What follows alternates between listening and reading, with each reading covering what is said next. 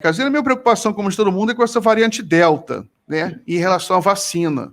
Né? Eu tomei a primeira dose da vacina, vou tomar só a segunda dose do AstraZeneca em setembro. Né?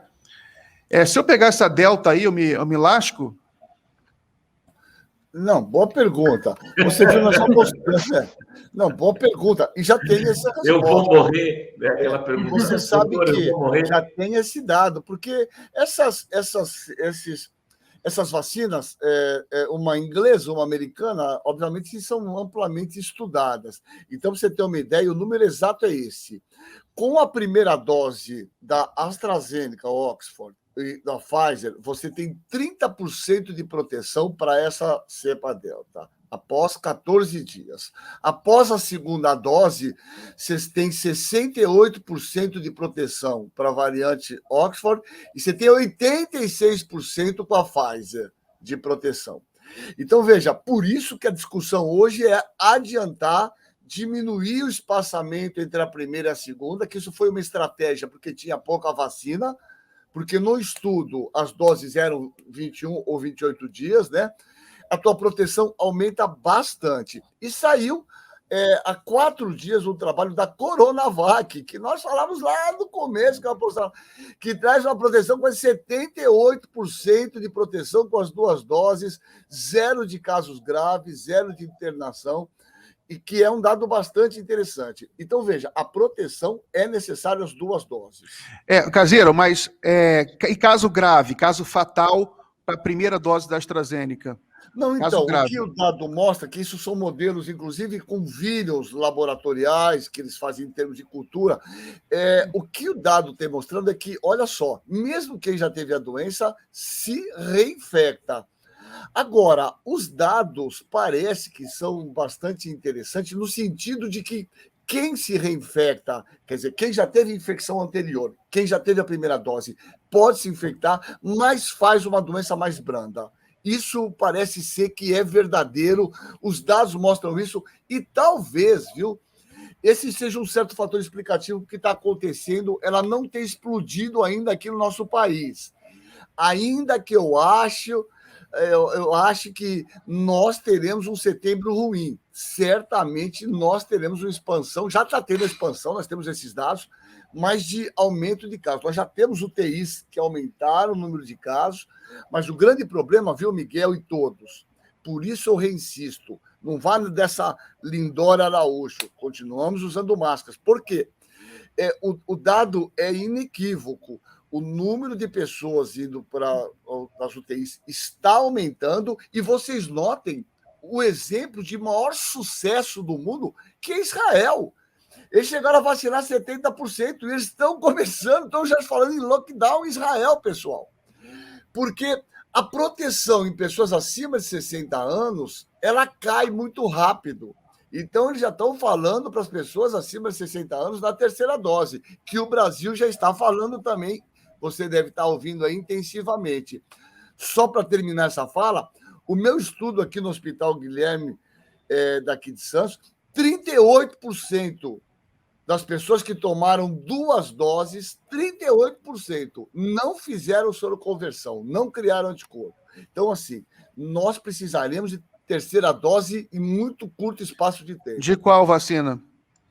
A maioria foi a Coronavac. Não criaram anticorpo. Veja, existe a discussão da imunidade celular tal, mas veja, o que a gente chama de referencial de proteção é anticorpo. 38% não criaram anticorpo. O número é muito alto. Hein, por isso que você vê que o Dória, todos os caras já estão falando em terceira dose, né? Terminar e acabar, porque certamente tem esses dados que eu já publiquei e viram e deve ter os dados deles também. Nós precisaremos de terceira dose. Nós temos que diminuir o número de casos, porque senão essas variantes vão ficar circulando e nós não conseguiremos ficar com tranquilidade. Ou seja, tem que continuar com... Deixa eu só fazer uma pergunta. Tem que continuar com o isolamento, não dá para liberar geral, ficar saindo... Não, veja, pessoal, se você sair hoje na rua, vocês vêm aqui, eu estou em Santos, em São Paulo. Cara, é como se nada tivesse acontecido, parece que acabou, né? Só faltou a festa. porque está tudo aberto, está tudo normalizado, as restrições, não há mais nenhum nível de restrição para nada. Eu acho que as pessoas estão se equivocando. E eu acho que o grande equívoco, do meu ponto de vista, ainda que eu acho que isso é uma grande discussão, é a questão das escolas. Porque eu concordo que as crianças estavam entrando em piração, inclusive tivemos a oportunidade de conversar isso até pessoalmente, né, André Rovar. As crianças estão em pânico, eu vejo os alunos lá. Mas, por outro lado, elas não estão imunizadas. Então, certamente elas serão um foco onde a epidemia vai ficar circulando. A gente está vendo isso. Abriu aqui na faculdade, em uma semana tivemos 6 casos já num ano, suspendemos as aulas, entendeu? Porque poderia se esperar um pouco mais e garantir essas Pfizer, que está liberado, né, a partir de uma idade menor, para a gente ampliar essa vacinação nesse grupo de adolescente. Eu acho que esse foi o grande equívoco e não tenho dúvida que irá aumentar nos próximos dias de uma forma impressionante. Podem escrever isso aí. Olha só, Adri, eu vi aqui o Vinícius Teobaldo disse, mandei um Pix agora, e também a Carla Valdez falou, Pix encaminhado, fora os superchats. Então, tá liberado para mandar Pix, é isso aí, né? Pix, Exatamente. Essa é a chave. As perguntas, para que a gente tem perguntas, olha só. Minutinhos aí para o caseiro. Olha só, tem o professor Abreu, ele diz, quantas mortes dia por Covid devem ocorrer quando ela se tornar endêmica? Como anda o desenvolvimento de vacinas para novas variantes? Puta, linda pergunta, professor, linda pergunta. Não, o primeiro, assim, a endemicidade, nós não trabalhamos com curva de endemicidade sobre mortes, a gente trabalha com curva de endemicidade sobre incidência. Esse número não tem, porque para você calcular a faixa que nós chamamos de endemicidade, você precisa de um ano, alguns anos com casos sem epidemia, coisa que nós não tivemos. Então não dá para dizer que essa doença se tornará endêmica, tal qual a gripe, o influenza, não tenhamos dúvida. Essa será uma doença que podem escrever, entrará no nosso calendário com vacinações periódicas, não tenha dúvida disso. Igualzinho a gente faz para a gripe todo ano. Toma vacina, né? Porque os anticorpos declinam, né? Já falamos aqui 1000 vezes. Em 6 meses, os anticorpos declinam de uma maneira impressionante, né? Isso não é dado de leitura, que a literatura está cheia, mas dados meus, do meu projeto de pesquisa aqui, financiado pela FAPESP, aqui em Santos. Eles caem. A partir do 6º mês, eles começam a declinar. Você vai se tornar susceptível em um ano e meio. Então, nós precisaremos de ter essas vacinações. Então, não tem esse número de endemicidade. Agora, eu só te falo uma coisa, 1000 mortes por dia não dá para a gente nem conversar de normalidade, né? Não é um número assustador. Agora, das variantes, já existe sim, inclusive já existem modelos vacinais, e tal como a gripe. Você sabe que quando você toma a vacina da gripe, você tem 3 vírus lá. Você tem o H1N1 PDM, você tem o H3N5 e tem o influenza B.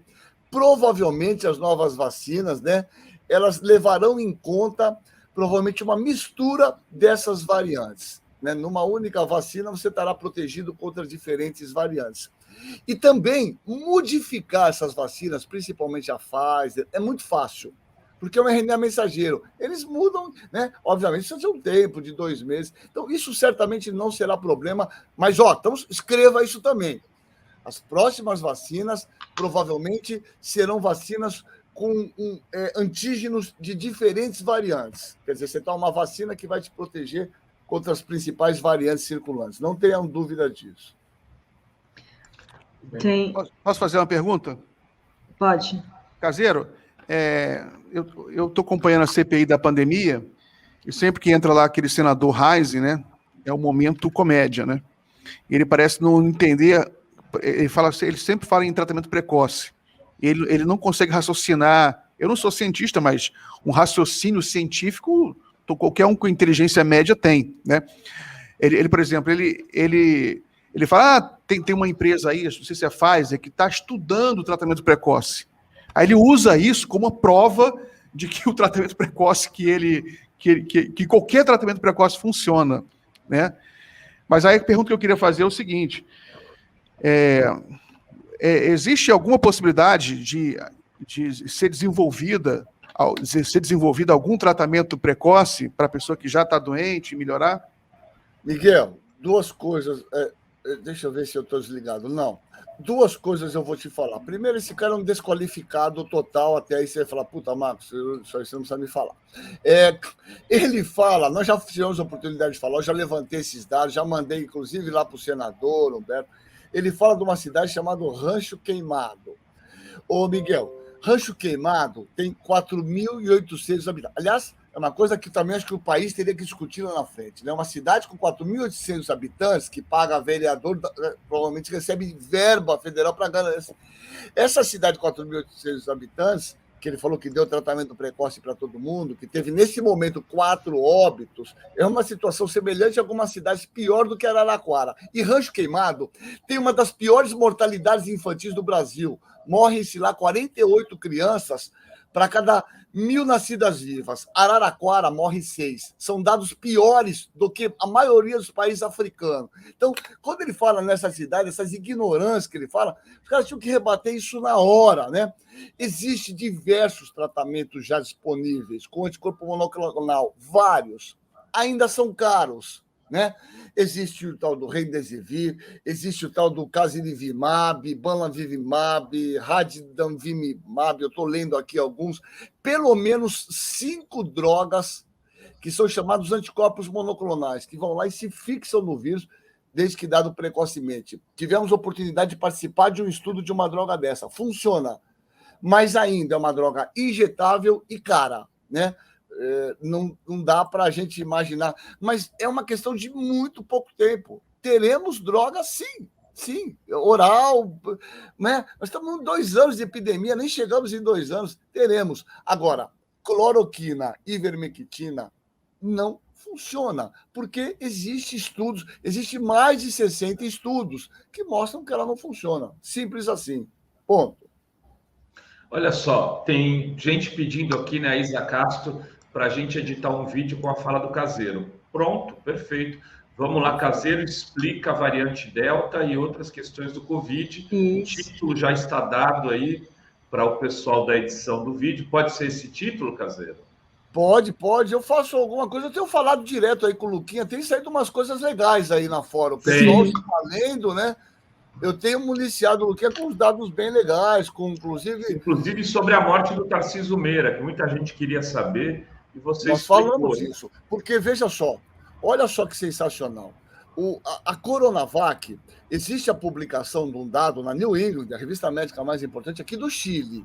Nós já falamos aqui de 10 milhões de pessoas, não é 10 mil, 10 milhões de pessoas foram vacinadas no Coronavac.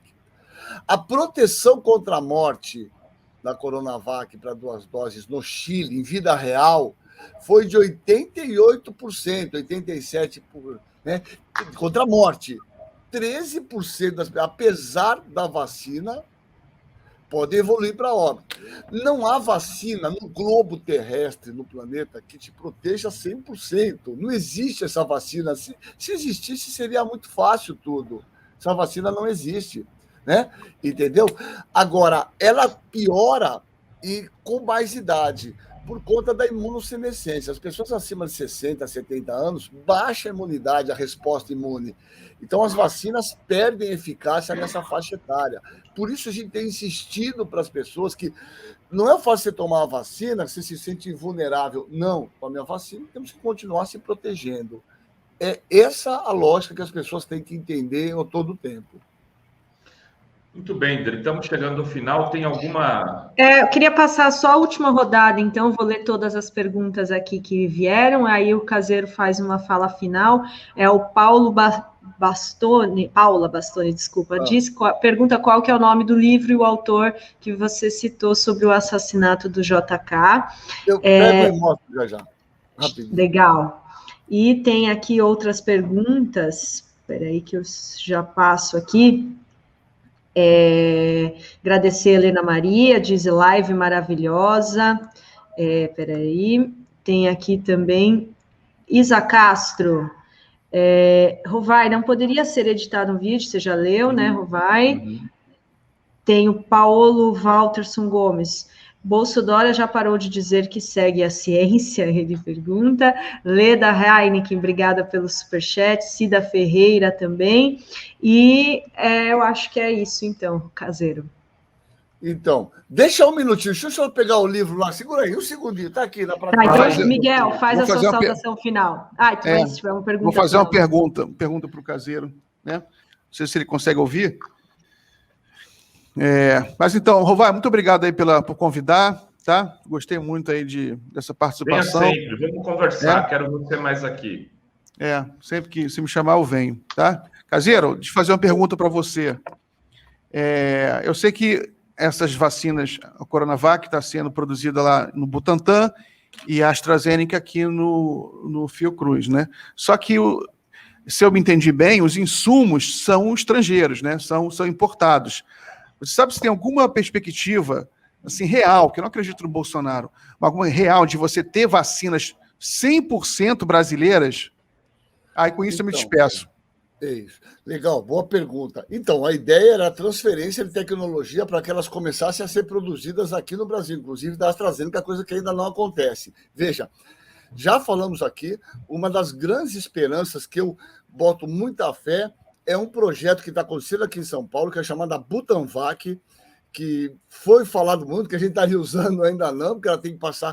Essa Butanvac, ela foi desenvolvida por um cara chamado Peter Palese, que é lá de Monte Sinai, e é uma vacina que é cultivada em ovos, né, embrionados, coisa que o Butantan tem uma enorme capacidade tecnológica, porque a vacina influenza, a gente faz 80 milhões de doses todo ano em ovos embrionados. Então, essa vacina está em estudo, em fase 3, os dados são promissores, você consegue mudar em tempo real. Então, se essa vacina funcionar, ela já está em fase 3, bem adiantada, os dados são muito bons, será certamente a nossa independência em termos da possibilidade de produzir e exportar essas vacinas.